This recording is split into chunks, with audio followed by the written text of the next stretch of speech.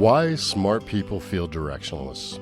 Most people who feel lost is because they can't find their calling in life. And many of these people can't feel what they want. The internal signal has gone quiet. And traditional life design struggles because it asks questions like, what excites you? What kind of life do you want? What are you passionate about? This assumes that you already have access to your preferences, and for some people, those questions just bounce off of empty space. This can make you feel like something is wrong with you, but everything in you is in working order because the body suppresses feeling when feeling has become unsafe. In this episode, we're not starting with purpose or vision, we're starting much further back. We're starting at the very beginning. Can you feel the difference between heavier and lighter? Because that contrast is where direction begins. I'm Jake Parent. This is the How You Breathe is How You Live podcast. Lay back, relax, and settle into listening. Imagine you're standing at the bottom of a mountain. The top of the mountain is everything that you have ever wanted in life. But you look down and there's no path, and you don't have a map. You don't even have a destination in mind or a path to get there. And that's where we're starting today, picking up from last week. This is called wayfinding. It's how you navigate life when you don't have a fixed destination. When passion isn't pointing you anywhere, when the usual advice of follow your energy or do what excites you just bounces off because you can't feel your energy at all. Last week, we talked about why you lost the signal and the process of reestablishing it. Today, we're going to get specific. We're going week by week as an example. You might spend more than 1 week for a specific step. We're building a 6-week protocol or 2-year protocol for people who have lost the signal entirely. And we're going to talk about why that happens, what it actually feels like to get it back, and what we're really training when we do this work. Again, this episode is for you if, when asked what you like and you respond, I don't know, that's the right place to start. It's not a problem to solve. It's just the beginning. And if somebody asks what your preferences are and you respond, nothing is coming up, perfect. Noticing the nothing. The emptiness is information. If you do breath work once and say, this isn't working, something is happening, you're just not used to noticing it yet. Also, as we're going through this process, you'll be tempted to think, I don't need to do this part. And I'm going to ask you to trust the process. Start at the beginning and work your way all the way to the end. Some steps that you don't think you need to do, you'll accomplish those more quickly. You might only need to do it once. Other steps may take a few repetitions, a few weeks or months until you have mastered it. It doesn't matter how fast you are moving forward, baby steps add up.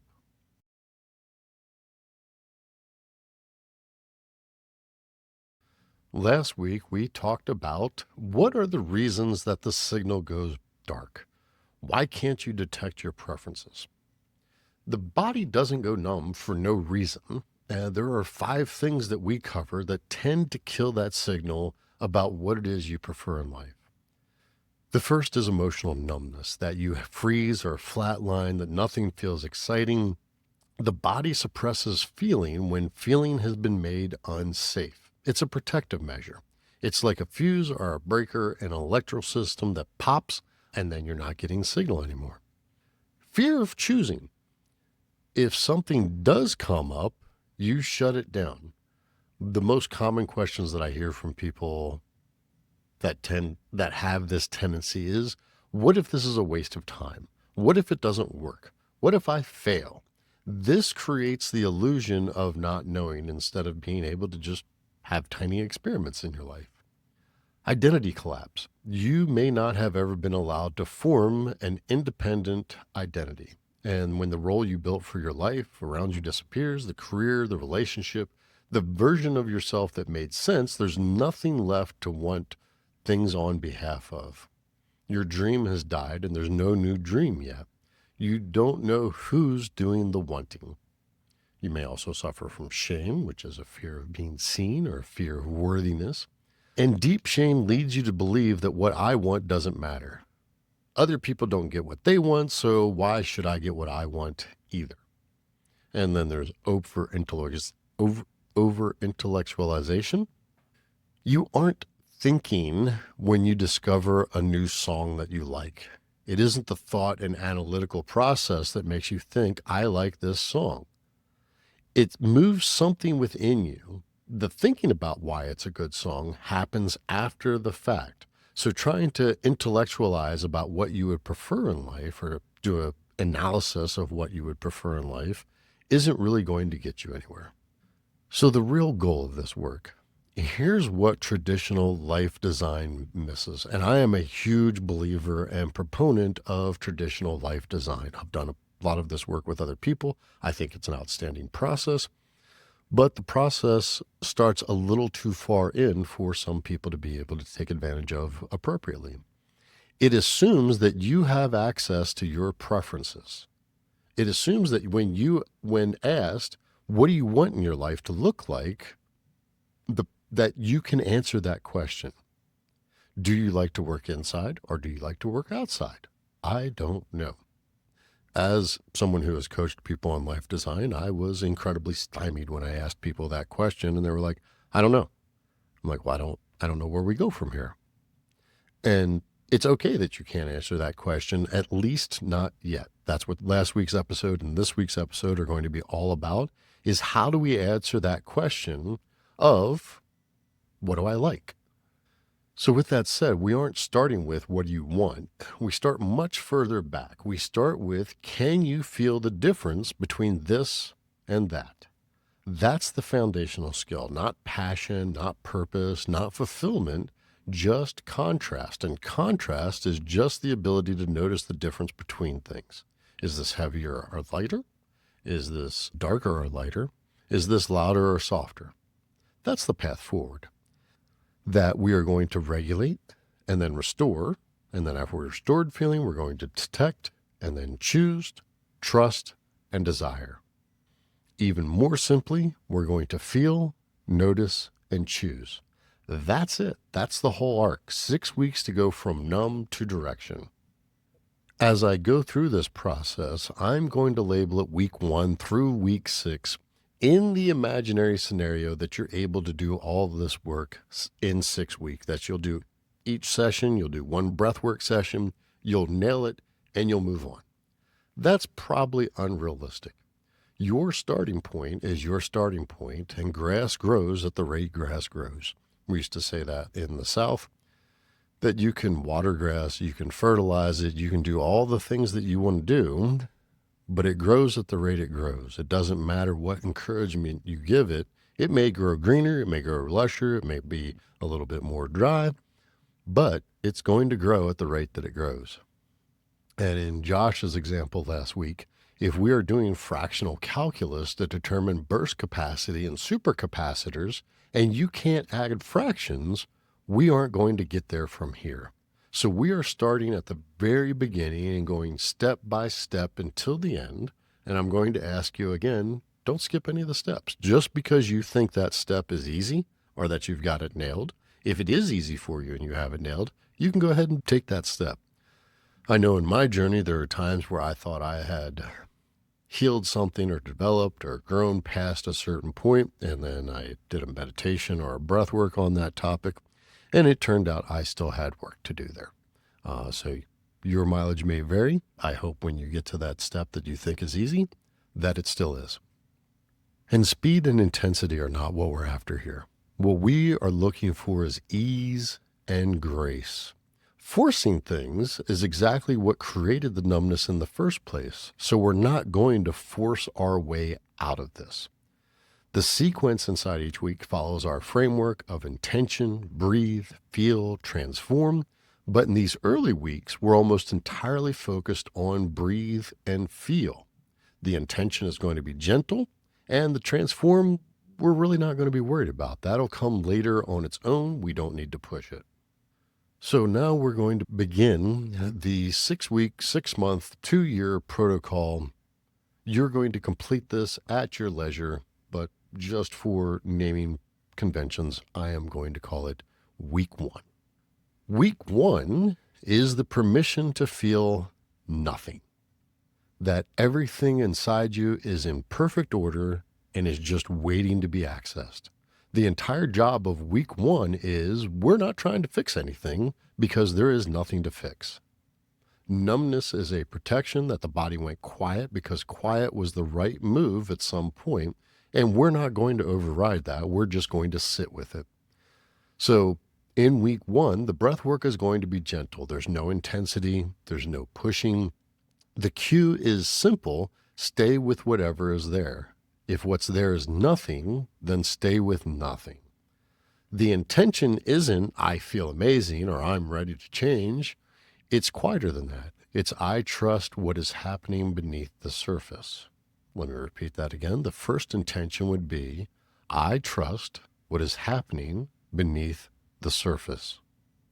Another good intention would be, I can be present without needing to modify.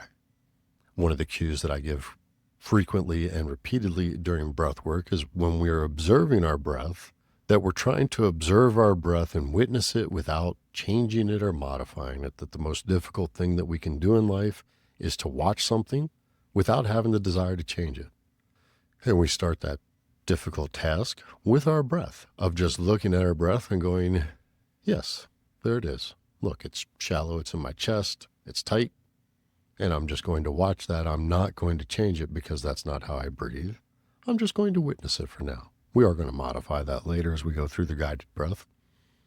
But during the witnessing stage, I could be present without needing to modify.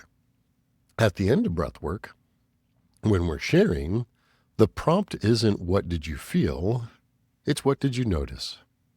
And anything that you did notice is a shift that matters. Feeling implies something should have happened. Noticing just reports what is. After breath work, each week we're going to give you an assignment for the week. And the daily assignment for week 1 is at least once a day, you're going to ask the question, what did I notice in my body today? That there's no judgment, there's no interpretation, you don't need to decide what it means. Just, what did I notice in my body? Did my knee hurt? Did my belly feel good? Was my neck loose? What is it that you felt in your body today? That is the end of week 1. We're now transitioning to week 2, or month 2, or month 6, or however long it takes you to work through week 1. Week 2 is reconnecting to sensation. That we are separating thinking from sensing, we're separating feeling from sensing. That we begin to shift from the cognitive loop in our mind and transitioning into the body. Not feelings, feelings are emotions. Sensations is what we're looking for, and that's a meaningful difference. Sensation is more neutral. It's temperature, tension, movement, pressure. There's no story to it yet. It is just a sensation of something that we can feel within our body, and we're bringing in all 5 senses. What did you see? What did you hear, smell, taste, or touch? We're not asking for meaning for any of that. We're just asking for the raw data of this was a sensation that my body and my senses brought forward. Now, the breath work goes slightly deeper this week. The cues are physical and specific. Is your chest warmer or cooler than the air around you? If you felt tension in your body, where did you feel that tension? Do you notice any movement? Is there a subtle rhythm? Is there a pulse? Is there energy flowing through you? Does it flow into some areas and not into other areas? You're just noticing the different sensations in your body. The intention is, I reconnect to sensation gently and safely. That would be the first intention, that I reconnect to sensation gently and safely. And another intention that you can try is, I relax into noticing what is already here. I relax into noticing what is already here. That there are signals taking place within your body that you may not be aware of yet. And we're just asking for the slightest noticing of that. We're not trying to turn the dimmer switch on the lights all the way up. We're just trying to turn the dimmer switch up just enough so that we can notice the light. The daily practice this week is a 5-minute body scan, head to chest, stomach to limbs. Lay down, sit in a chair, whatever you're comfortable with, and just scan your body from head to toe and label what you find. Is it tight? Is it warm? Is it heavy? Is it still? You're just noticing, is your tummy gurgling? Is a shoulder tight? Is one side of your back tighter than the other side, as mine was yesterday? That's it. You're not trying to solve anything. You're not trying to provide a story to anything. You're not trying to find out why your body feels that way. You're just learning to read the map of the sensations of your body. We're up to week 3, introduce contrast. The theme this week is better versus worse. This is kind of a turning point in the weeks. We're at the halfway point. This is where the work starts to give something back. Up until now, we've been restoring the ability to notice anything at all. And now we're going to start to notice the differences. And that's where clarity begins, not from insight, not from breakthrough moments, but from contrast. And contrast is a noticeable difference. I once did one of those hearing tests where they test your pitch on do you have perfect pitch, or what's your pitch comparison in music? And they play different tones and you're supposed to judge whether it's higher or lower. I have never felt more confused during a test. It was extremely difficult for me. Really? Yeah. Whatever frequencies they were playing, because it was almost like an organ tone, and the synthesizer version of it, I was like, I can't tell if that's higher or lower. That's interesting. Yeah. Whatever perfect pitch is, you have the opposite. Correct. Yeah. Correct. I have schizo pitch. There's one of those where it goes up or down and it shows the age that you are as the frequency changes. I remember doing one of those in my early 30s maybe, and it matched my age, and I was like, oh. What we're training is contrast, and we're training the nervous system to detect signals where my ears could not detect those signals. And the signal doesn't have to be dramatic. It doesn't have to be joy or peace or revelation. It just has to be, does this feel slightly better or slightly worse? Is it heavier or is it lighter? That's all there is to it. The breath work allows for more emotional movement during this week. We're not focusing on a positive experience, but we're allowing the session to move. The cue is to notice what changes. It may not be a delightful experience, and if it's not a delightful experience, hoo-ha, awesome. We noticed that there was something that we didn't like. And the intention for this week is my body helps me recognize truth through contrast. Again, the first intention would be my body helps me recognize truth through contrast. A second intention, if you don't like that one, would be I welcome whatever emerges as information, because that's all it is. It's just data. Hey, I like this data. I do not like that data. And we're just seeing the data as it streams through. At the end of the class, when you share, the prompt is what felt slightly lighter, what felt slightly heavier. Not good or bad, lighter or heavier, tension or release. That's all we're looking for, is what are the differences in what we felt. And your daily assignment this week is the simplest possible version of this. After an activity, when you go through a walk, when you have a conversation, when you're done with a meal, ask better, worse, or same. That's the complete answer. You're not writing an essay about what it was or why it was or how it was. Better, same, worse. This brings us to week 4, preference without pressure. You don't need passion. Every rich person you have ever heard says, I just followed my passion and voila, I got rich. I largely think that story is bullcrap. We'll go into that some other time. What you really need are preferences. Do you prefer sushi or hamburgers? And most people don't let themselves feel, and you don't have to be wildly in love with anything. You don't have to find your calling. You just need to notice that you prefer one thing over another. That preference can be mild. It doesn't have to be this is a 10 and that's a 1. It's like, this is a 7, that's a 6. That's enough. That's the whole ball game at at this point is, do I mildly prefer or not prefer something? And in this week, we're going to start to introduce choice, but we introduce it gently. We're not asking, what do you want your life to be? We're asking, did you prefer the walk or the drive? Do you want ice cream or cake?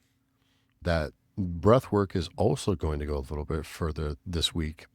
That somewhere in the middle of the session, we're going to begin to ask, what does your body want right now? Does it want a deeper breath? Does it want a slower breath? Does it want a breath suspension? Would it like to breathe faster? We're practicing the muscle of what it is that our body would like to have. And that one detects preferences in real time. The intention that we're going to go into breath work with for week 4 is, I let curiosity guide me towards what I actually prefer. And I let curiosity guide me towards what I prefer. That would be the first intention. If you don't like that one, an alternative is, I allow myself to know what I want, one honest feeling at a time. One more time, like I'm 5, the curiosity one. The intention was, I let curiosity guide. I let curiosity guide me towards what I prefer. Yeah. That if you're curious about a thing, one of the reasons that you're curious about a thing is that you have interest and desire and energy in that thing. And that if you're curious about something, hey, what is this? Why is this? Why does that work this way? How come this is showing up like that? If you're asking questions about that something, that curiosity is your guide and you should follow it. So, Riley, can you put some color on that based on some of our conversations lately about you just going after things that are, I'll use the less explicit term, the heck yeah energy? I can. Yeah. Sorry, my brain just went blank. Like what is, when you feel drawn to the schooling stuff that you're doing, or can you think of a time when you felt curious and were like, I'm going to go down that path? like, Yeah, ooh, I want to know more. I want to do more. that's literally the connection I just made in this second. That's how I ended up in school. That is exactly how I ended up in school. Just having a ceremony and getting some guidance, and then, during the time that I was integrating, I wasn't sure exactly what footing to take, so I just sat with it and continued to sit with it. And as I built stillness, I was able to hear a little more, and it just kind of was kind of a weird experience. It just kind of popped into my head one day, one of those moments where the thought is not you. And, reflexology is something that I had always been really interested in. But if you had asked me, would you end up in the healthcare field? That would have been a resounding no.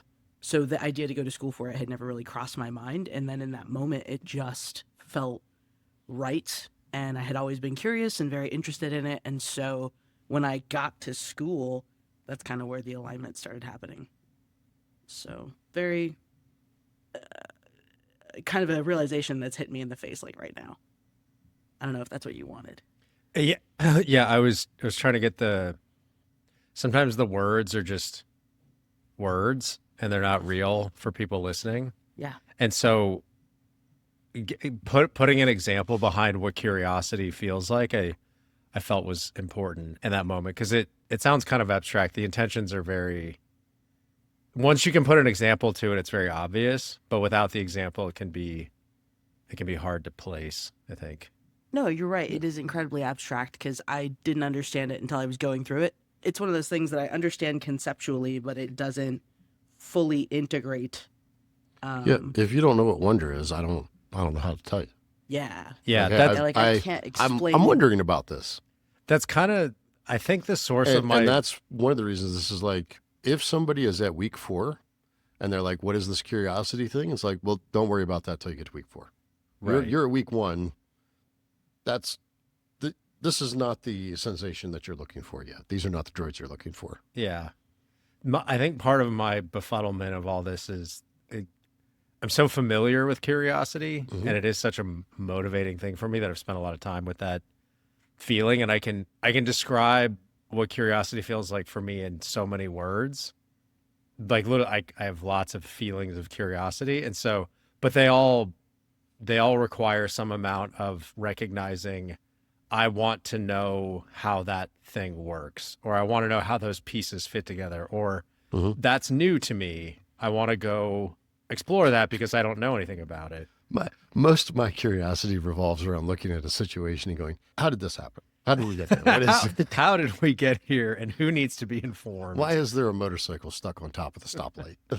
At the end of breath work, your share is going to be, what did I prefer during this session? Small, specific, safe. What was I doing? How was I breathing? What did I feel? What came up that was a preference of mine? Not something that I was trying to push away, but something that I was drawn towards.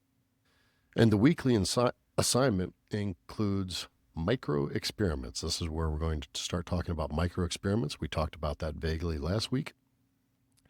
That at least twice this week, 10 to 30 minutes, you're going to walk somewhere new, try a class you've never taken, change one small part of your routine, drive a different route, then report better, worse, same. You're not looking for transformation. Again, we're just looking for data points. The experiments are just permission to try. Hey, I tried this. How'd it turn out? Better, same, worse. We're not looking for a hallelujah. I have found the cure of my life. I have seen everything that I need to see. Just better, same, worse. This brings us to week 5, rebuild self-trust. The theme is I can choose and survive. That confidence isn't built by finding the right path. It's built by keeping small promises to yourself. That's it. Every time you said you would do something and you did it, that's a deposit. Every time you noticed a preference and honored it, that's a deposit. Week 5 is about seeing those deposits accumulate and build up. The breathwork this week introduces a mild edge, not overwhelming, but present.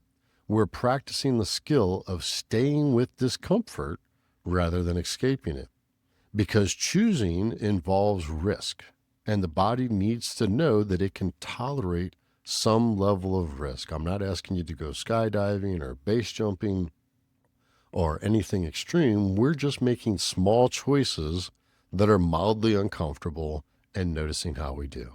Did you have to do this with people when they started CrossFit after not moving their body for decades? Yes, the school teachers are the absolute worst at this. Like, the way the school system is set up is the only thing that you're rewarded for is having the right answer. So there is no experimentation in our modern school system. You are deeply disincented from trying. Like, the only time you should try is if you know the right answer. And if you don't know the right answer, you should definitely pipe down. So school teachers themselves, when they would come into CrossFit, were absolutely almost uncoachable at first, because you would ask them to try something and they only wanted, like, well, is this the right way to do it? And it's like, well, I can promise you that for the next 30 minutes, you are not going to do it right. You have zero probability that you are going to do a kettlebell swing in anything that resembles correct technique. But you just need to start humping the kettlebell, and we'll eventually get there. Just thrust them hips. Just rock that body, baby. I meant more I think it's related, but I meant more the pain thing or discomfort. So a lot of people associate any kind of discomfort with it being bad exercise, where in reality, there's a lot of stuff that's uncomfortable that's really good for you, because it means you're going to build some muscle or some cardiovascular fitness. There are certainly people who shy away from any form of discomfort. In doing this work, most people at some level accept that physical discomfort is essential to growth. The number of people who have come in to do this type of work who are phenomenally physically fit and feeling the burn during a workout is a net positive, that they can feel that discomfort and go, yes, I'm actually enjoying this level of discomfort because I know it's building something in my life. Whereas the mildest sensation of anything emotionally or mentally leaves them running away. We're choosing to be present with discomfort rather than escaping it. And I'm not saying, as I just did, level 10 discomfort and just floor it until you either break or break through. that it can be a mild discomfort, because choosing whatever you choose in life, it's going to involve risk. That's one of the reasons people don't choose, is because they realize if you choose one thing, that automatically is going to exclude a lot of other options. And your body needs to know that it can tolerate those smaller levels of risk. So the intentions for this week are, I can navigate whatever my choices bring. Intention one, I can navigate whatever my choices bring. That whenever you make a choice, you're going to have to make more choices, and you can navigate those choices. Intention two, if you don't like that one, I have my own back. I can choose, and I will thrive. The share for this week on the prompt goes a little bit deeper. What did you choose this week, and what did you learn about yourself? Not what happened, but what did you learn about yourself this week from the choices that you made? The assignment this week is 3 experiments. 3 small experiments that you track. What you did, how you felt afterwards.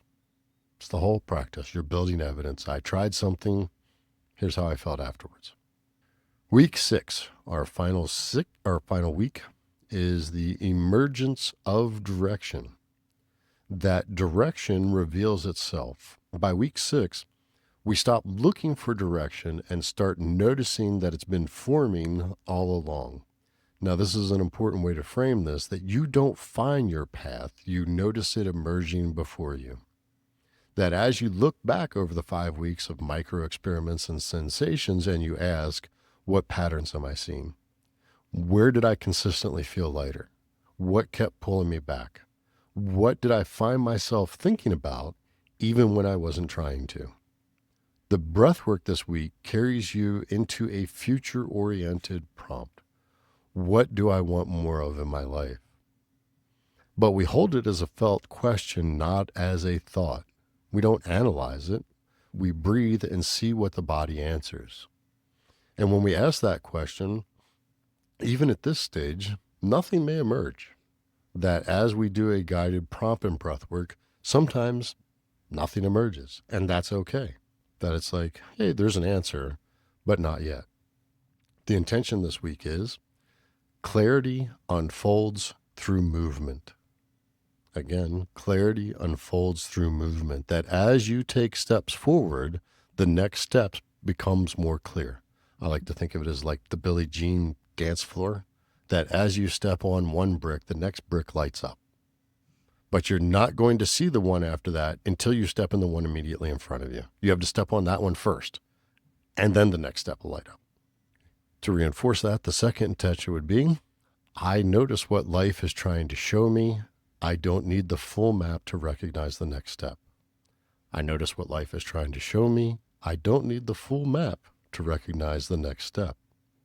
At the end of breath work, what you're going to share is, what patterns are you noticing?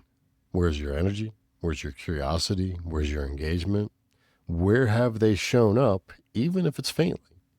Or what has diminished your energy? What has diminished your engagement when things have shown up? Where have you shut down? And this week, the assignments are going to continue for experiments, and we're going to add 2 questions. What do I want more of? What do I want less of? These 2 questions, if you answer them from the sensations of your body, are going to be the beginning of life design. Can you give another, like 5 for the clarity through movement? I think the Billie Jean reference might be lost on a few.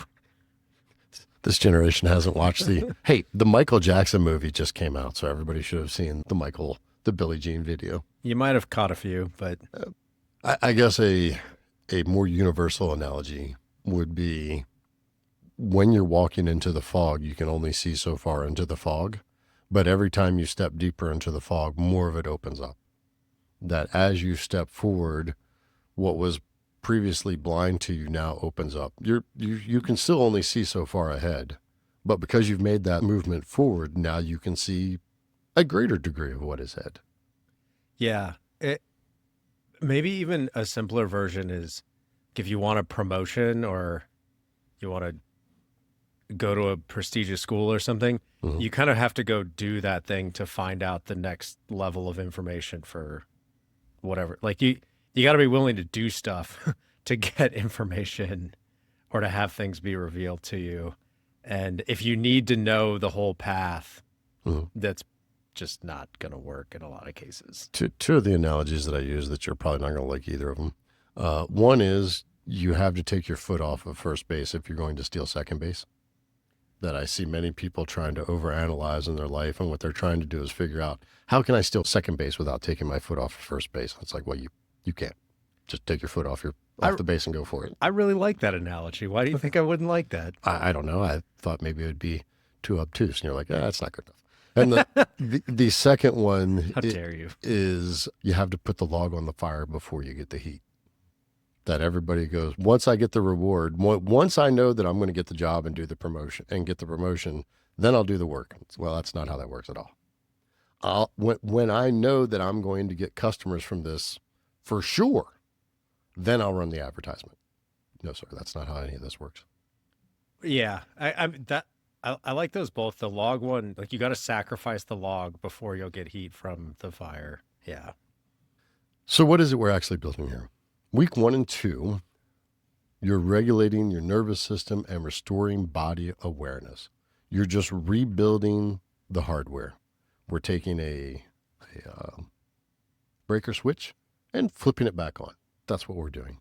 Weeks 3 and 4, you're developing signal detection. You're learning to read contrast and preferences. You're restoring the software. Weeks 5 and 6, you're rebuilding self-trust and allowing desire to emerge. You're basically coming back online. The traditional life design question is, what do you want your life to be? And what we're building towards is something more fundamental, the ability to feel, notice, choose, trust, and then create. That's the capacity of restoring.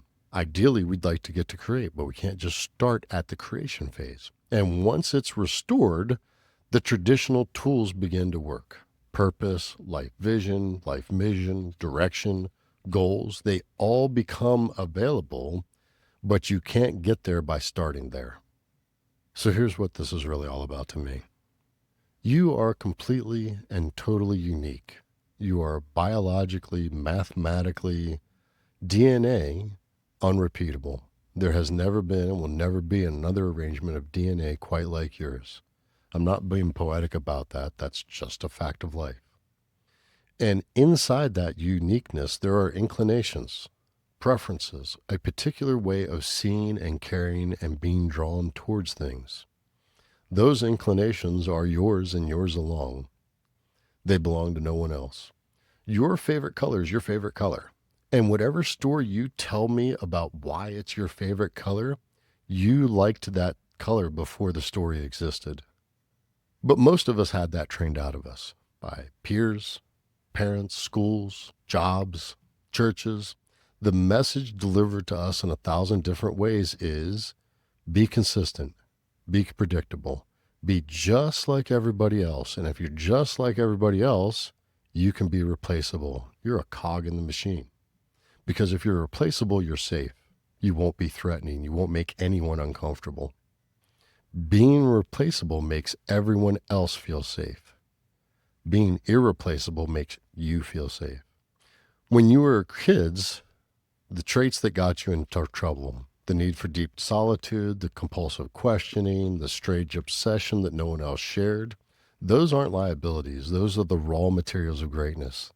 The things that made you difficult to categorize and figure out what to do with, or maybe even hang out with a kid, are the things that are going to make you impossible to replicate. And that you can take that raw material and begin to transform that into a highly lucrative, powerful career and an incredible life that nobody else can live but you, if you have this courage to stop conforming. So we're doing a restoration job, and the restoration is getting you back to being the unique little weirdo you were meant to be. We're clearing the way of enough noise that those original signals can be heard again. And when they come back, they don't come back as some dramatic revelation. They come back quiet, like a preference, like a slight lean, like something that just feels, for no particular reason, a little better. So with that, we will end this week with a poem. This is called The Clearing, by Martha Postlethwaite. Do not try to save the whole world or do anything grandiose. Instead, create a clearing in the dense forest of your life and wait there patiently until the song that your life is called into being, while you check the ground where you stand and love the back and forth of your own breathing. And when the world comes flooding in, let it. Do not try to change it. Just breathe it in and let it out and see what happens when you stop trying to make things happen. And that was The Clearing by Martha Postlethwaite. We spend our entire lives looking at that mountain, driving ourselves mad because we don't have a map, a destination, or a path to get to the top. We try to force our way out of the numbness with grandiose plans, completely forgetting that forcing is exactly what caused the wires to short circuit in the first place. Or we deal with it by completely quitting. Martha reminds us of a different way forward. She writes, do not try to save the whole world or do anything grandiose. Instead, create a clearing in the dense forest of your life and wait there patiently. That is what this 6-week or 2-year protocol is about. It's not a frantic scramble up a peak.